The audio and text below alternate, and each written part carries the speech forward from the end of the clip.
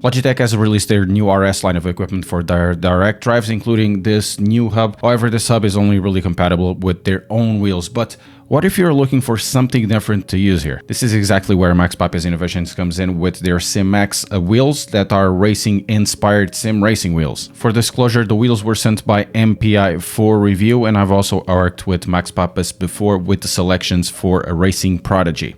MPI is a brand created by Max Papis that provides motorsport equipment with collaborations that includes Mazda Motorsport, Chip Ganassi Racing, Garage 56, Hyundai Motorsports, and others. They have sent us two wheels, the GT330 and the GT310. Both of them have a price of $169. The GT330 is based out of the Audi RS3 LMS steering wheel that they have engineered for Audi, and the 310 is a squared circle wheel. Their size is just like their name states, 330 and 310 millimeters. In terms of construction, they are similar to their real-life counterparts, so an aluminum structure, proprietary foam injection, a silicon-based plastic wrap that has high grip, and this was originally developed for IndyCar, and the wheels are made in Italy. The brushed aluminum pattern is really beautiful, as well as the laser etching for the logos.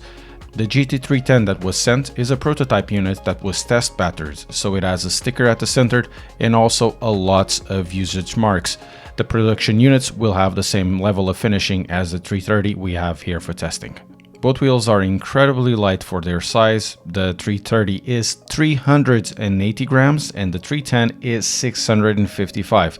For comparison, the regular 300mm wheel that Logitech has for the Logitech Hub is around 670 grams. Structure-wise, the 310 feels more sturdy, but the lightness of the 330 makes its structure less solid, at least when you have it outside. The GT330 is so interesting as a steering wheel for the Logitech Hub because it is so light it completely changes the force feedback that you receive from the wheelbase.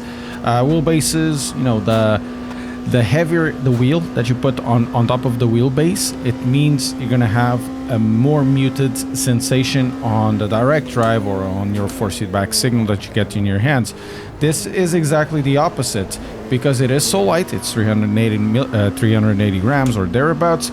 It means that the force feedback that you actually feel increases, and this opens up a lot of possibilities for other situations that we're going to see a little bit later on as well.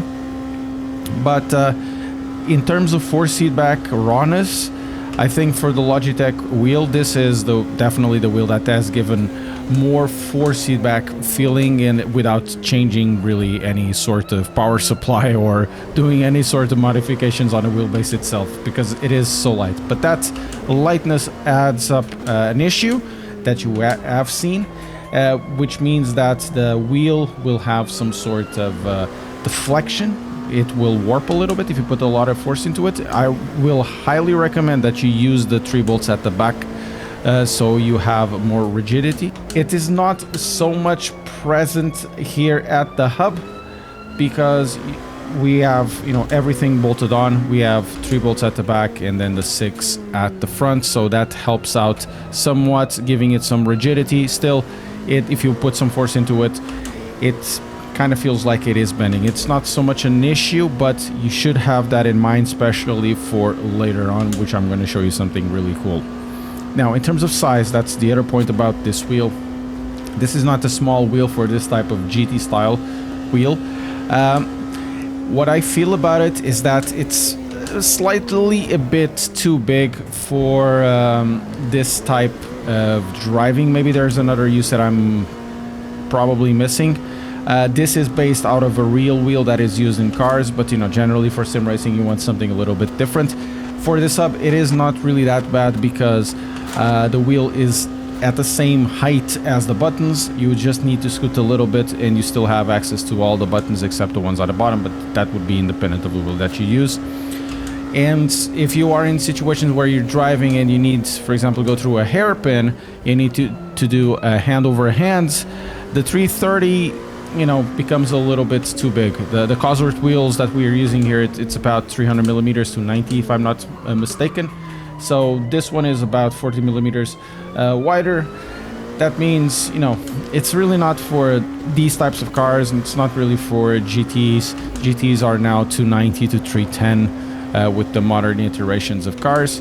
It still works, and it does have the advantage of increasing the force feedback. So if you're looking for something that brings more out of your Logitech wheel, well, this could be it. As for this wheel, since I've opened the pizza box where it came inside, it kind of reminded me, well, I have to try this out on Umballista 2 with the Super V8s.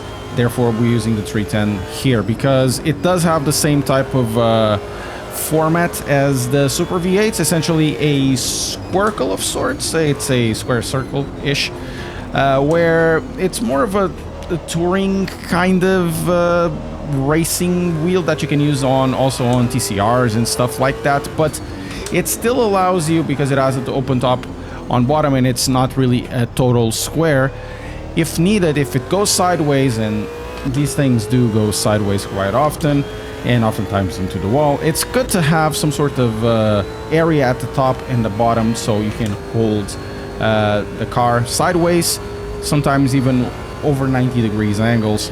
Very easy to do. So in that case, I think this wheel is the perfect use for the Super V8s. Now, in terms of handling or ergonomics, I find the ergonomics of this really good. I really like the plastic. Once again, for me, it's much better than the suede that most wheels use, even including this one here at the top. I much prefer it. I much prefer the grippiness that this gives. You know, the handling is really good. And in terms of size, I think this wheel is the perfect pair to the hub, because it has just the perfect size, so you reach all of the buttons without much issues handling all of the buttons, so you don't need to scoot over your hands or anything like that. It's very simple to use. It's a far more rigid wheel than the 330, with or without the bolts at the back. I would still recommend that you use the bolts. You need to get, you know, doing a lot of more force in order to make this to bend. Now, in terms of recommendations, yeah, this is far easier to recommend than the aforementioned 330 because it has more uses. It is a very comfortable wheel, and because it has the possibility of using it with the Super V8. With a different hub other than Logitech one, the GT330 becomes a completely different thing, because the Logitech hub will have 3 places to attach the wheel, so lending it extra rigidity. And we have to remember that the Simex GT330, it's probably the lightest wheel that I've ever seen, and this is it's less than 400 grams. Generally, they're about 600. That means they'll have a little more metal. The metal will be slightly thicker. So if you can see it on the camera, it will have some wobbliness. Going around here, and I've done quite a few laps, the wobbliness isn't really that much noticeable. Sometimes you'll feel it, but it's really not that much noticeable. Not as much as you do this, but it's still not optimal. Also, what is not optimal, especially with the hub of this size, because everything is so centered, and generally you probably would want the regular Club Sport hub in this situation, or a button box that is slightly wider. What ends up happening is that the controls are slightly too far away from my taste. These ones are still reachable, but then again, I don't have the smallest hands there. They're still reachable. It's not like you'll be using it on the Logitech hub. The Logitech hub will have a better placing for the wheels, because the wheels have their own specific schematic, and this is more for a rally hub. And remember, the rally hubs, they aren't really changing the modes really that much often, even though they have more and more buttons nowadays. So you want something that is, you know, slightly wider, and in this case the GT330 ends up being a little bit too much. It still allows you to, you know, to have control of the wheel, even though it doesn't feel as stiff as the other ones, but it's really not optimal in this situation. It's something that I don't have a problem with on the Logitech hub. As for the GT310, this is a completely different story. We have to remember we're using this outside of the realm of use of this wheel that was made. This wheel definitely feels much better in this circumstance than the GT330. We have to remember the 330 is a very light wheel, 380 grams. This one will have about 60 to 70% more weight, which will mean more metal. Therefore, it will mean that the wheel will definitely be a little more sturdy, even though it's not one of the sturdiest wheels out there. It still has some bends if you put some force into this, but it feels sturdy enough in your hands when you're driving in a situation like this. The other advantage of this one over the 310 or the 330 is that since it's a smaller wheel, it will have a much better use, especially in titles like iRacing or Assetto Corsa Competizione, or if you want something a little more generalistic, that you'll still have control of what's happening at the center hub because the wheel is smaller. You don't need to warp your hands that much to get the buttons, something that was noticeable with the 330. And if you still want to have something that is usable, even though it's not optimal for GT, you can use it.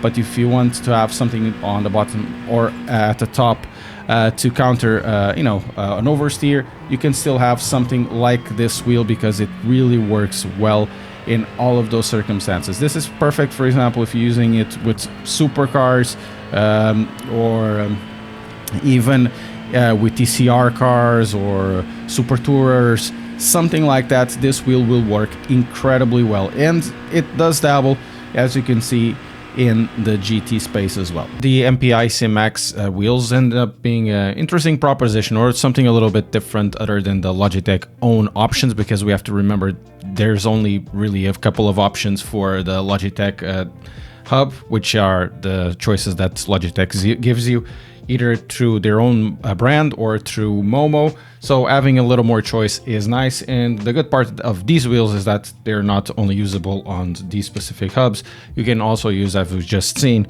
in other hubs as well. The prices won't be for everyone, but they end up being in line to other brands that will offer standalone wheels. For example, Fanatec with the 330mm wheel and something like that will cost you around 150 euros. So something like this will be more or less in line within 10 or 20 bucks. But with the difference that these end up having motorsports backgrounds, if that is important to you. But in my opinion, within the two that are available now, and there's going to be a 350 available in the future, I find the 310 a little more practical to me because it suits what I drive the most, and also is a little bit sturdy than the 330. But the 330 comes with the added advantage, as we've seen, of increased force feedback with the Logitech wheelbase, which I kind of found it interesting.